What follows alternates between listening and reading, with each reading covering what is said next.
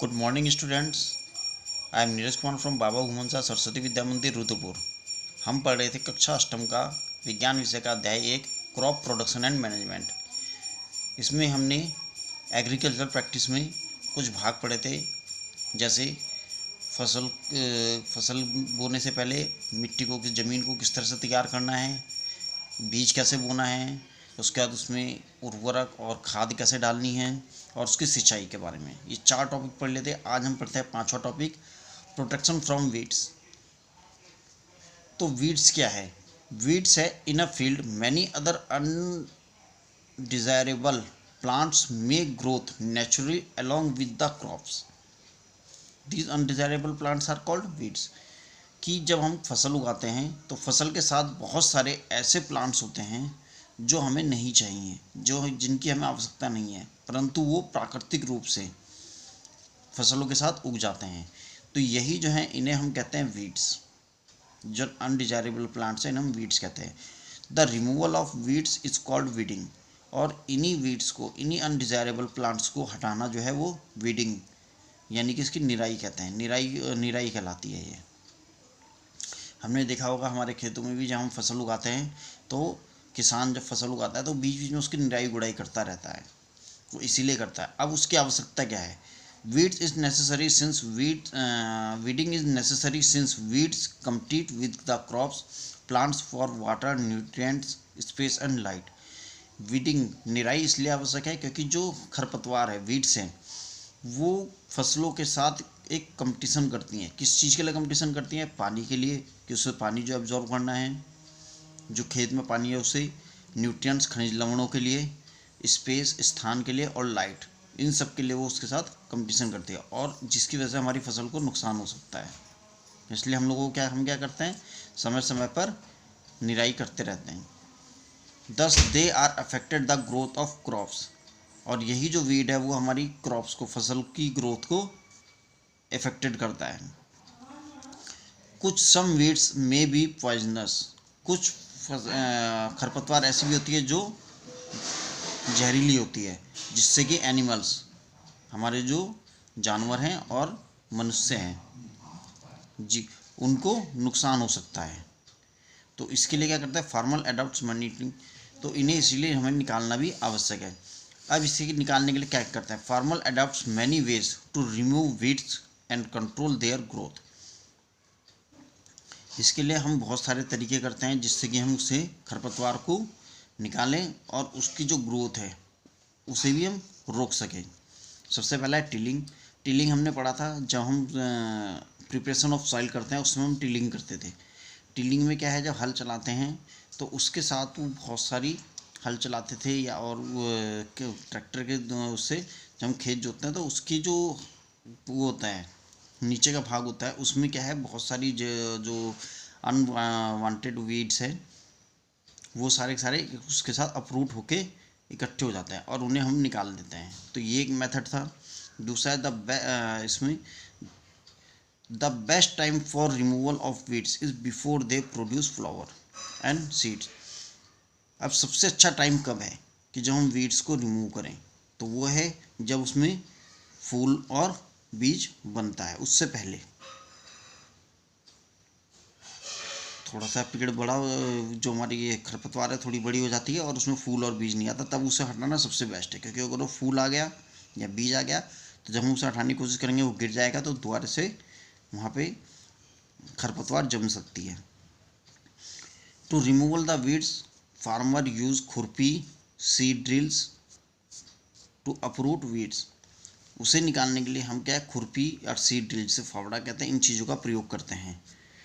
जैसे कि चित्र में दिखाया जा रहा है कि ये फावड़े टाइप का ये इस तरह के उपकरण हैं और मनुष्य हाथ के द्वारा भी इसे निकालते हैं। जैसे हमने पढ़ा था अभी कि कुछ जो खरपतवार है वो जहरीली होते हैं, तो इसलिए हमें क्या है, किसान को जब भी ये निराई गुड़ाई करते हैं तो उस समय उन्हें अपने हाथों को ग्लव्स से ढकना चाहिए, ताकि जो खरपतवार, अगर वो कोई पॉइजनर हो, किसी जहरीली खरपतवार हो, तो उससे उसे कोई नुकसान ना हो।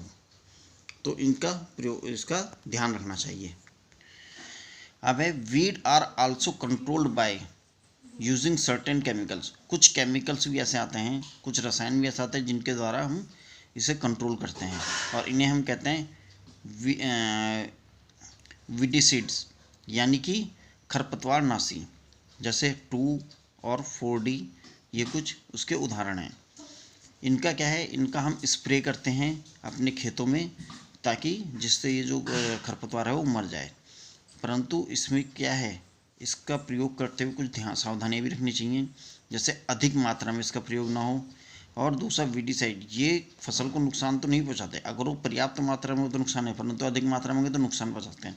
और दूसरा है कि इनका स्प्रे तब करना चाहिए जबकि हमारा पौधे पर फल लगना शुरू नहीं हुआ है,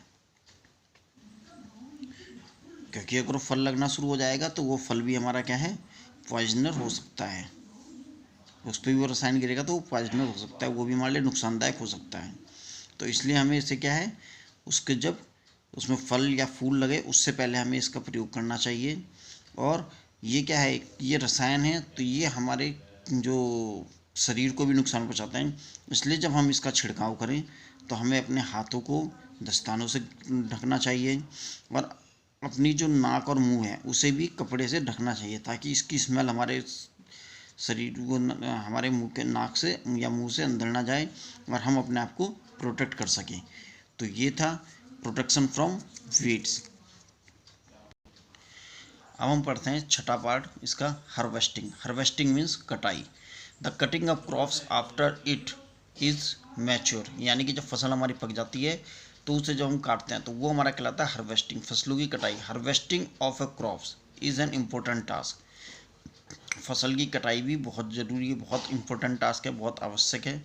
जैसे कि आजकल आप देख रहे होंगे खेतों में जो है गेहूं की फसल पकी हुई है, पक रही है और तैयार हो रही है, तो उसे किसान काटने के लिए तैयार होने हैं, जा रहे हैं, धीरे धीरे उसे कटाई कर रहे हैं। In harvesting crops are pulled out और cut close to the ground. अब फसलों की कटाई कैसे करते हैं, या तो उसे क्रॉप्स को, जो हमारी फसल है उसे पुल्ड आउट, ज़मीन में से खींचा जाता है, या फिर उसे बिल्कुल जो हमारी ग्राउंड है, ज़मीन है, ज़मीन के बिल्कुल नीचे से उसे काटा जाता है। Harvesting in our country is either done manually और बाय स्किल सिकल और by a machine called harvester. जो ये हार्वेस्टिंग कटाई होती है ये क्या है, हमारे यहाँ या तो मैनुअली होती है और बाय द मशीन, और मनुष्य या मशीनों के द्वारा होती है, जिसे क्या कहते हैं, हार्वेस्टर कहते हैं। ये मैनुअली कटाई हो रही है दांती की सहायता से, इस सिकल्स दांती की सहायता से काट रहे हैं फसल, या दूसरा ये मशीन होती है, इस मशीन के द्वारा कटाई होती है। अब ये मशीन जो है इट इज़ एक हार्वेस्टर, जिसे हार्वेस्टर कहते हैं। अब ये इट्स कॉम्बिनेशन ऑफ, इसके अलावा ये जो मशीन है ये कहलाते हैं कंबाइन। इसमें कटाई हार्वेस्टर और दूसरा जो है थ्रेसर, ये दोनों का कॉम्बिनेशन है, यानी कि फसल कटती जा रही है और साथ साथ जो है हमारा जो उसका थ्रेसिंग हो रही है, फसल में से जो हमारे बीज हैं या फसल है वो अलग होती जा रही है। In the harvested crop the grain seeds need to be separated from the काफ।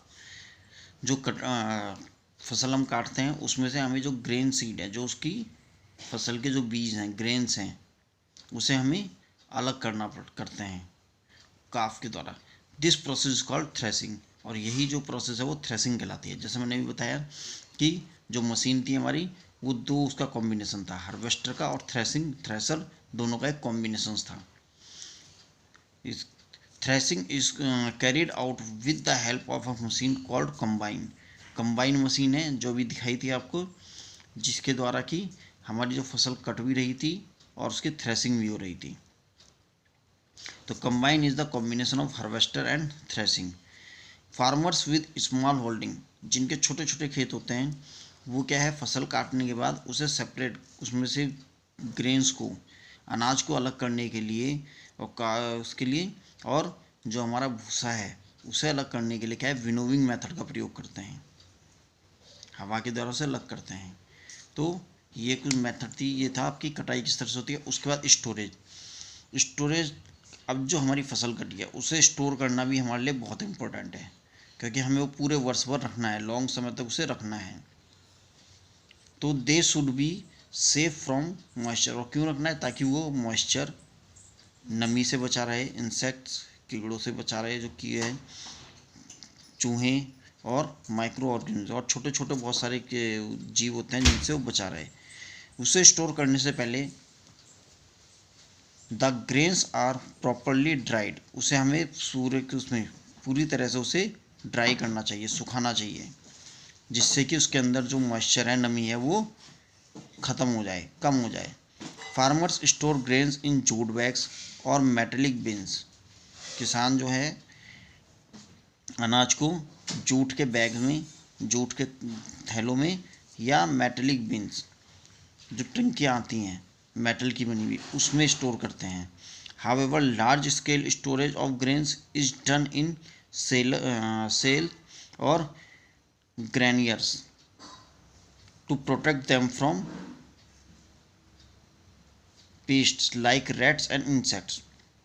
और जो बड़े उस पर, जैसे हमारी जो कहता है सरकार, जो अनाज खाद्यान्न विभाग है, वो उसे स्टोर करता है, तो वो क्या करता है, वो सेल्स और ग्रेनियर्स में उसे स्टोर करता है, जिससे कि उसे चूहों से, कीड़ों से और इन चीज़ों से बचाया जा सके।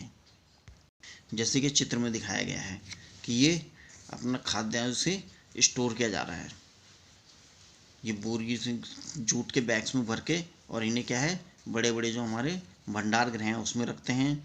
और ये हमारा सेल वो है, ग्रेनियर्स है, जहाँ पे इसे स्टोर किया जाता है। यहाँ पे इसे सुखा कर इसे अलग इन टंकियों में, बड़ी बड़ी टंकियाँ जो बनी हुई है, इसमें स्टोर किया जाता है, ताकि यहाँ पे ये चूहों से और इनसे सुरक्षित रहे। तो ये दो मेथड हैं स्टोरिंग के। अब जब हम घरों में स्टोर करते हैं, घरों में जब हम अनाज को स्टोर करते हैं, तो उसमें हम क्या है, ड्राइड, सूखी हुई नीम की पत्तियाँ डाल देते हैं, जिसकी वजह से जो है हमारा जो हमारे फसल है, अनाज है, वो छोटे छोटे कीड़ों से बचा रहता है। और कुछ कीटनाशक दवाइयाँ भी आ रही हैं, जिसे उसमें डाल दिया जाता है, ताकि उसमें कीड़ा, हमारी फसल पे, अनाज में कीड़ा ना लगे। For storing large quantity of grains in a big godowns, specific chemicals treatments are required to protect from pests and microorganism. जैसे कि बताया कि जो बड़े स्केल पे, बड़ी गोडाउंस में उन्हें स्टोर करते हैं, तो वहाँ पे क्या है, वो केमिकल ट्रीटमेंट, कुछ रासायनिक, कुछ दवाइयाँ मिलाते हैं, जिसकी वजह से वो हमारे उसे रैट्स, चूहे इत्यादि और माइक्रो ऑर्गेनिज्म से उन्हें बचाया जाता है।